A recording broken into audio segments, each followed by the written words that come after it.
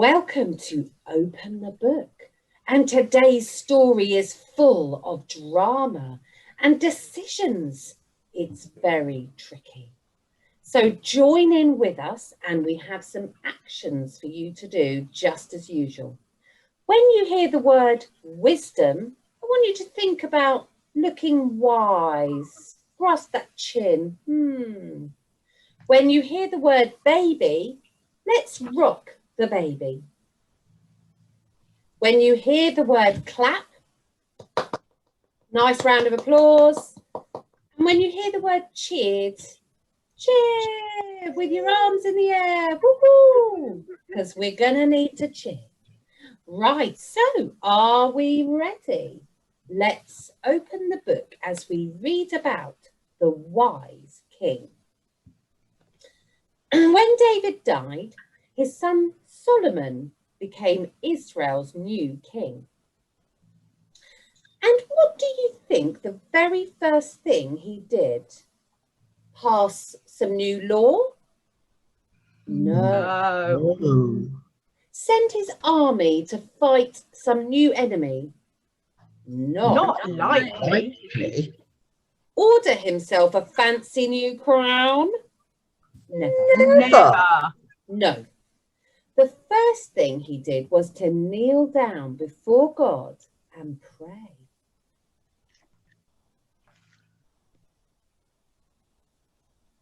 God said,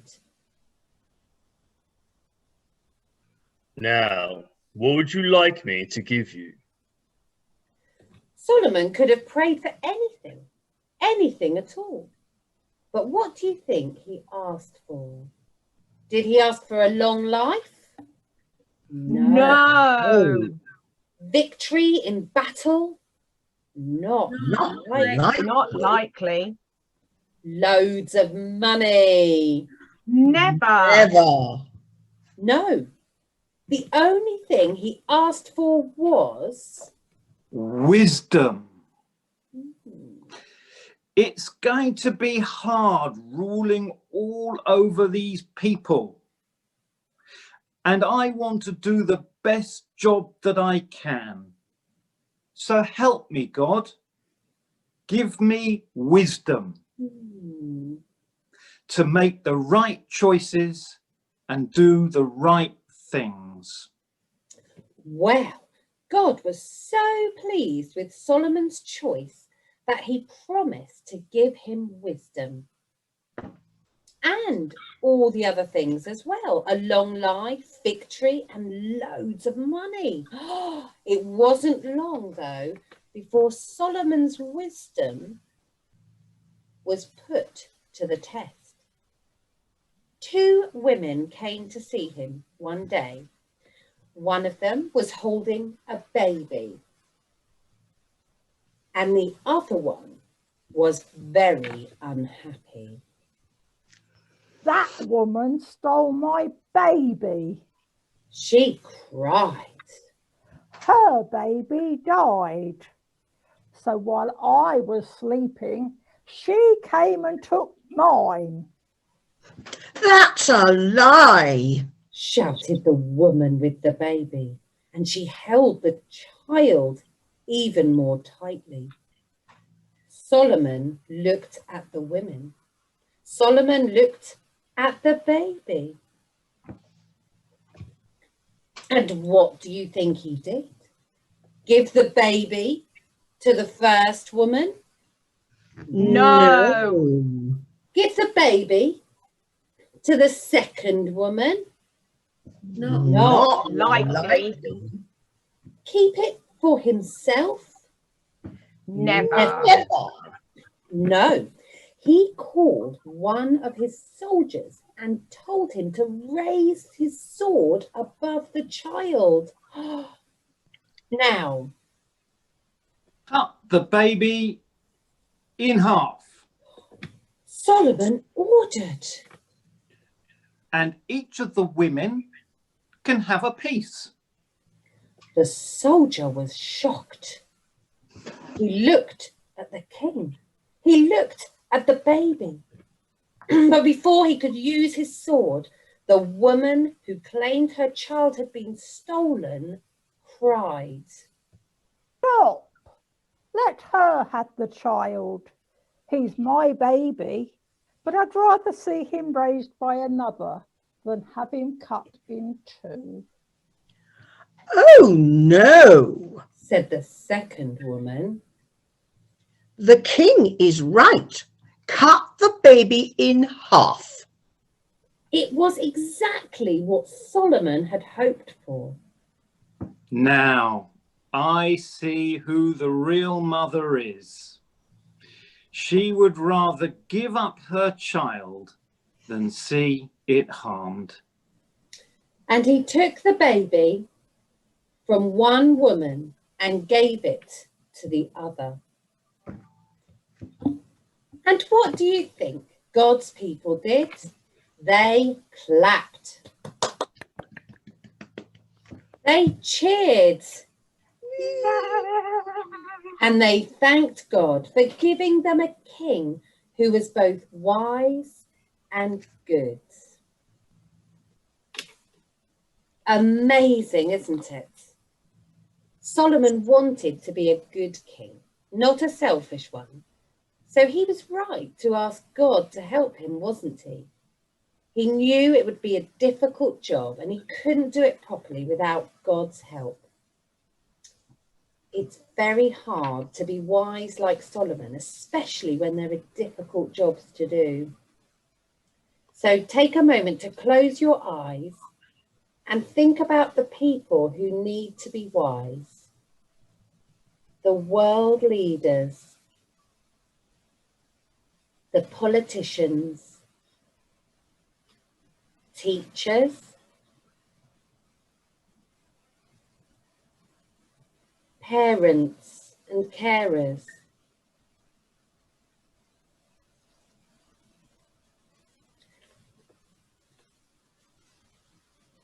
Now I'm going to say a prayer, and if you want to make it your prayer, say Amen at the end after me. Dear God, help us to follow Solomon's example and to ask you for wisdom when we have difficult jobs to do. Help us to make the right decisions. Amen. Amen.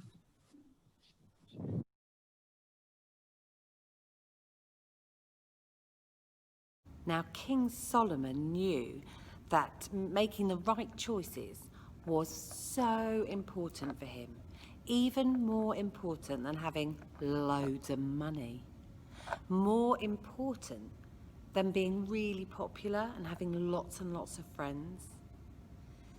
He knew that being wise could help him live the best life possible, and that the best wisdom he could get was from God. Now, every morning, we make choices to get out of bed. Time to get up. No. To brush our teeth. Which breakfast to have.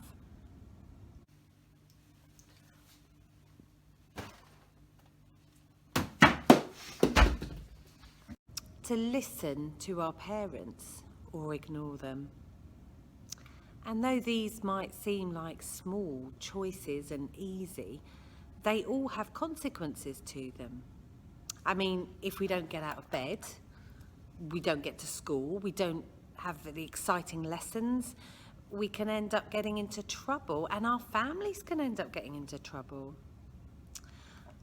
If we don't look after our teeth, well, I unfortunately have learned all about that, where you end up with fillings and teeth that have to be taken out because they're no good anymore because they've been too damaged. You don't want to do that. You need to keep brushing those teeth. Or listening to the parents. Well, often parents are keeping us safe. So when they ask us to do something, we might end up getting really hurt. But also, I don't know about you, but when we ignore our parents, sometimes anger and upset gets a bit bigger in our houses, doesn't it? And everybody ends up a little bit hurt or a little bit upset. God knows that it isn't always easy to make the right choice. And what's brilliant to know is that there is always the chance to start again and to be forgiven when we mess up and make a bad choice. But throughout the Bible, we read how God is really wanting us to make the right choices, the best choices, not just for me and you, us, but for everybody, for the world around us, for other people. And because he can see everything that goes on in the world, he sometimes knows that something is going to be better for us than we might know at the time. Sometimes our parents will tell us, you know, you need to go to bed on time. And we might think, well, that's not right. I need to stay up and watch another movie. But they can see the bigger picture, that we're going to be really tired and grumpy the next day. And then all sorts of things can go wrong. God's a bit like that. He can see the bigger picture. So being wise isn't just about knowing everything yourself in your head, but it's about being able to listen to other people and to take on advice and to do what is right for everyone, not just yourself. Wow, wisdom. It is pretty cool, isn't it, after all? Well, I wonder if you have ever had a difficult decision to make. And I wonder if you can remember what it felt like. And did someone help you with that decision? Who do you go to when you're a little bit confused or unsure and don't know what to do? Why not take a moment to thank God for that person?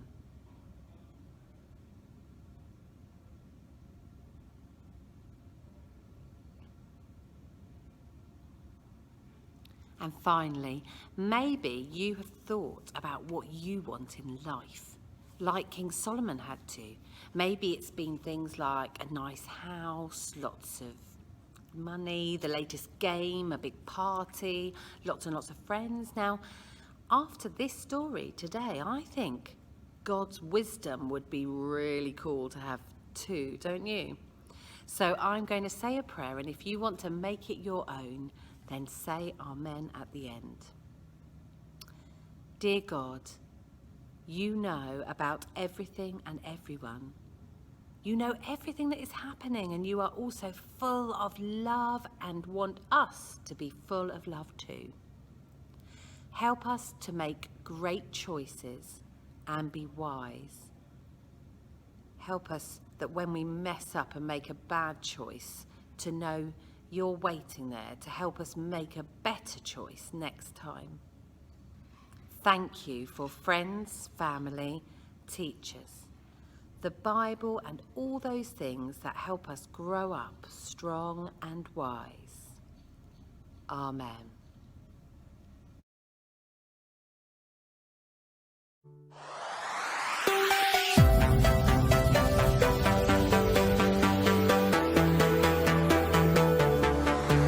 Every morning when I wake, I get ready, got my armor for the day.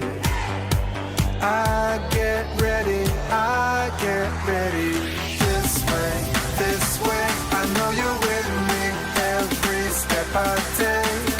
Oh, this way, I know you're with me every step I take. I got the sword of the spirit, the shield of faith, the belt of truth around my waist. When I feel weak, you make me strong, never back down.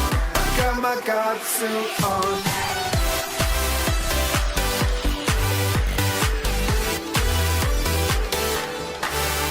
Every battle that I face, I'll be ready when the arrows fly my way. Hold me steady, this know you're with me every step I take. Oh, this way, I know you're with me every step I take. I got the sword of the spirit, the shield of faith, the belt of truth around my waist. When I feel weak, you make me strong, never back down. I got my God suit on. Your saving grace will guard my head. Your righteousness like a bulletproof vest. These good new shoes were made to run, never back down. I got my God suit on, never back down. I got my God suit on.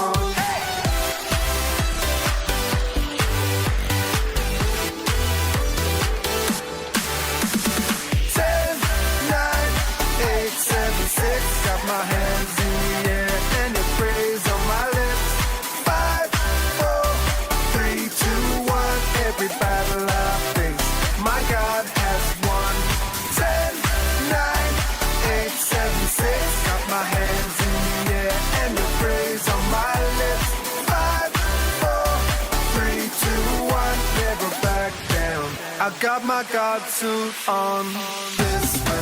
This way, I know you're with me every step I take. Oh, this way, I know you're with me every step I take. I got the sword of the spirit, the shield of faith, the belt of truth around my waist. When I feel weak, you make me strong, never back down. I got my God suit on.